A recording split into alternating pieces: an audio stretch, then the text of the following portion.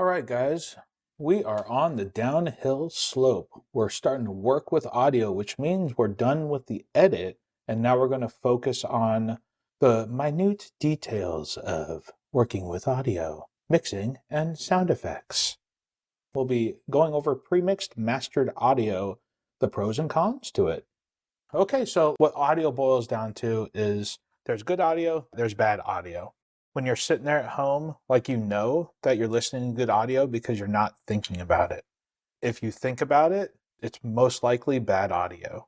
The reason being is because normally you just aren't thinking about the sounds around you and stuff. But when something is mixed and mastered correctly, there's not going to be anything that really stands out bad in your ear. So, your brain can just turn it off and just accept that, like, hey, this is good.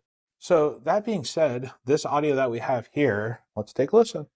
Or maybe it's to the mountain. Wherever it is, the folks in Montana know you're. All that, the music is professional music. The voiceover is professional. I hired a professional VO artist to come into my studio. We got into an isolation booth, set him up in front of a microphone, recorded him into Pro Tools, and then sent it off to my audio mixer up in Eugene, and he brought in the VO, the music, sweetened the VO, meaning equalized it, EQ'd it, he compressed it, he limited it to make it sound nice and full and thick. Then he mixed that with the audio, with the music, and bounced it out to this WAV file that we have here. The reason why I hire him, I'm very capable of doing it myself, but I want to focus on the video. I don't want to be focusing on the audio also.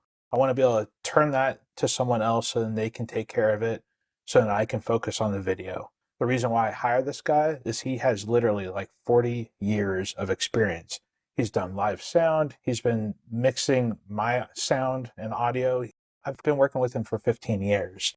Guy's amazing. He uses Pro Tools, which is an awesome program. Let's take a look here. So here's Pro Tools. You bring in the audio, you can cut it up, take out all the nasty and stuff. You can go and sweeten it with plugins galore. And then, he's got a professional studio to mix and master in. It's just a whole nother ballpark hiring someone that has the ears and understands what to do with audio. It's amazing.